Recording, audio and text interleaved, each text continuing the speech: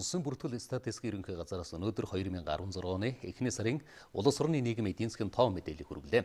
2014-нд Монгол улсын эдийн засгийн өсөлт 7.9% байсан бол 2015-нд 2.3 болж буурсныг статистикийн дүн мэдээ харуулж байна. Үүнд нөлөөлсөн гол хүчин зүйл нь гадны хөрөнгө оруулалт 200 сая доллараар, татварын орлого 20% буурсан, за мөн худалдааны хэрэгэлт одоо суларч үйлчилгээний салбарын орлого хумигдсантай холбоотой гэж тайлбарлалаа.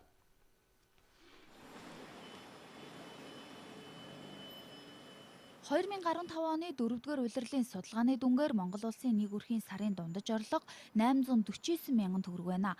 Энэ нь өмнөх оны мөн үеийнхээс 123 мянган төгрөгөөр буюу 12.7%-аар буурсан үзүүлэлт юм. 849 мянган төгрөг бол нийт өрхийн орлогыг харьцуулсан дундаж. Түүнээс биш Монгол улсын нийт өрхийн 34% нь 500 хүртэл мянган төгрөгийн орлоготой байгааг судалгаа харуулжээ. Нийт одоо өрхийн 15.8% нь өнөөдөр 300 хүртэлх мянган төгрөгийн сарын дундаж мөнгөн орлоготой байна гэсэн үг.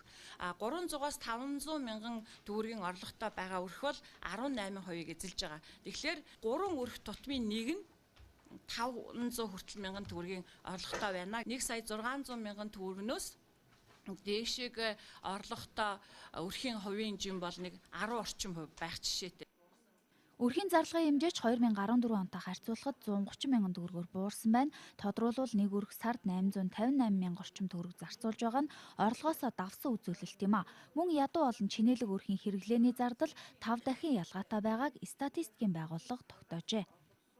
Бүх хүн амыг 5 бүлэгт хуваахлаар нэг бүлэгт нь бол 20 орчим хувь 20% ногдож байгаа. Тэгэхээр хамгийн бага хэрэглээтэй тэр 20%-ийн нь нийт хэрэгжилж байгаа хүмүүсийн хэрэглээг нийт хэрэглээнд 8%-ийг л эзэлж байгаа. 8%-ийг. Гэтэл хамгийн чинээлэг байгаа тэр 20%-ийн нь хэрэглээ бол 40 гаруй хувийг эзэлж байгаа. Тэгээ эндээс бас юу харагдаж байна вэ гэхлээр хамгийн бага хэрэглээтэй тэр ядуу өрхүүдийн хувьд бол 8%, нөгөө талдаа 40% гэдэг маань энэ хоёрын хооронд 5 гаруй дахины ийм зөрүү харагдаж байгаа биз хэрэглээнийх нь хооронд. Ажилгүй иргэдийн тоо нэмэгдэж үүнээс үүдэн ажил хөдлийн тэтгэмжч дагаад өссөн.